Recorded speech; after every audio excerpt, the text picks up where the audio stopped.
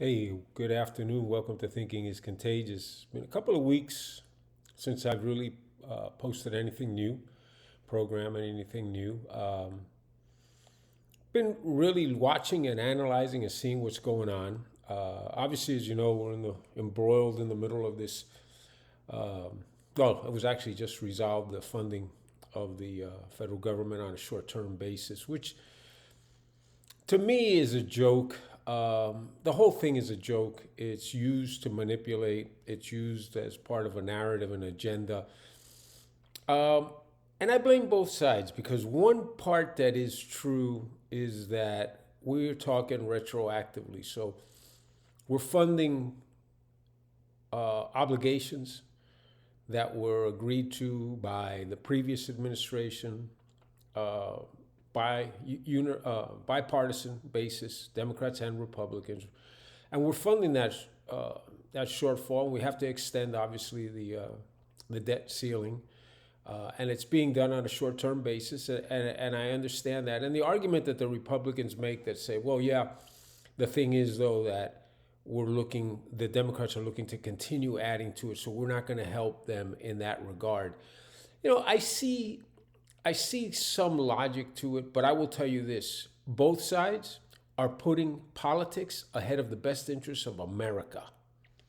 Because as you have seen reflected in the markets, this uncertainty and this exaggerated turmoil, because believe me, no one was going to allow the United States of America to not be funded. Okay, neither side. No one's going to do that. But they push it to the limit and they don't care about the ramifications. They really don't care about the ramifications because it needs to first fulfill and serve the intended purpose, which is to further the politicians' agenda, to further corporate America's agenda.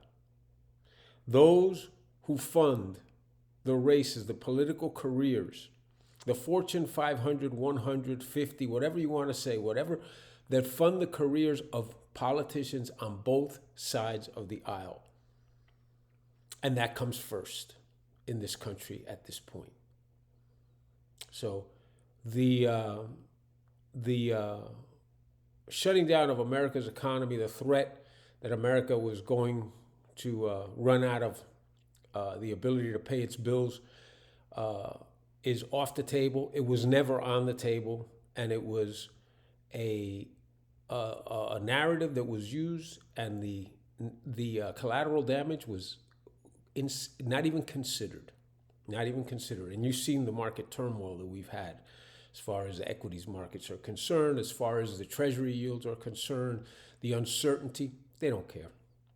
They really don't care because they don't care about any of us. They don't care about anyone but themselves. Okay. Going back now to the economy in general. There was an observation that was made by a couple of people. One of them was my parents went to go see one of their doctors, and the doctor was talking to my dad and said, "You know, we can't hire people. We can't find people." And then you see the JOLTS report, the jobs report. There's 11 million jobs available in this country. You see the unemployment. There's, I don't know, 5 million unemployed, supposedly. 5% unemployment, 5.2% unemployment. But there's 11 million jobs, and you say, why? And this doctor made a very good observation. He says, he told my dad, he said, hey, the problem is that we get applicants, they come in, they have no experience, they do not know the job, they do not have the qualifications to do the job that is open. We're sitting there willing to train the people, the right people we feel can grow into it, that have the aptitude to grow into it. But the problem is that they come in and they want you to pay them $17 an hour. And there lies the problem. And it's a problem that these people who are coming in unqualified, and because they're hearing on TV that everyone should be making $15 an hour, they're asking for that kind of wage. But you know what? No good employer that worries about their business and about their bottom line is going to hire somebody at $15, $16, $17 an hour that can't do the job. And that's why you're seeing the results that you're seeing. That's why you're seeing the unemployment rate and the initial claims reports staying stubbornly high, but you still see the JOLTS report with 11 million jobs available. There is the disconnect. And what is being overlooked by these people who are there sitting, if I don't get 15 or 16 an hour, I'm not going to work. Well, guess what? That option is quickly deteriorating, being able to sit out on the sidelines until you get what you want, because the federal unemployment has worn out. So little by little, you're going to see that trickle down. But these people still have that misconception that because they're unemployed and because they walk in and ask for a job, that they got to be paid a certain amount of money. That's not the way it works. So what this is opening the door for is the replacement of the worker by technology, by artificial intelligence, by robotics, by automation. And they don't understand, these people. The people do not understand that they are basically shooting themselves in the foot. By sitting there and demanding a wage that they do not have the experience, the knowledge, the expertise to command, okay? By demanding this and being willing to wait until someone does offer them what they want, what they're doing is they are fast-tracking their replacement by artificial intelligence, by robotics, by automation. That's what they're doing. And this is happening quickly. And we've discussed this before. This is why corporate America is saying, you know what? Yeah, let's put on the good face. Let's let the masses who are our customers, who buy our product, let them hear that we are for the $15 minimum wage, that we want to pay more, that we think things should be fair, that the boardroom needs to be reconfigured. Let's say that. Let's float that idea, because that makes us look good.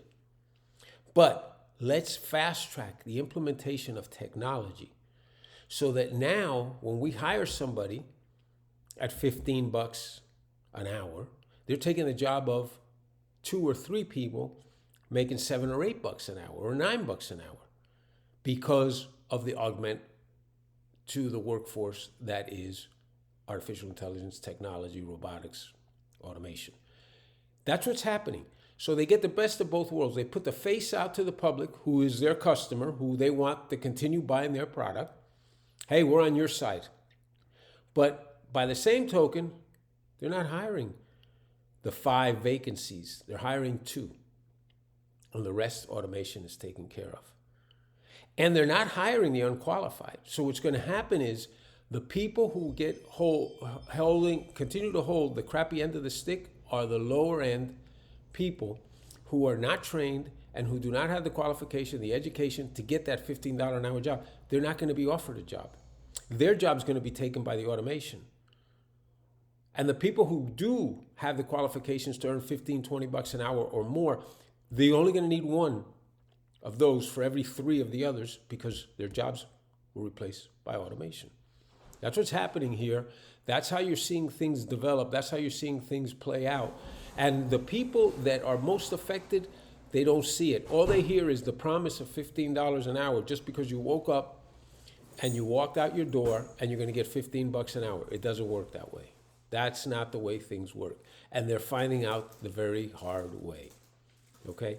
So that's a thought that I had regarding that part of the equation. And hopefully it's something that makes you think, and people will begin to analyze and see that the winners here continue to be who the winners were before, and nothing's going to change. Thank you.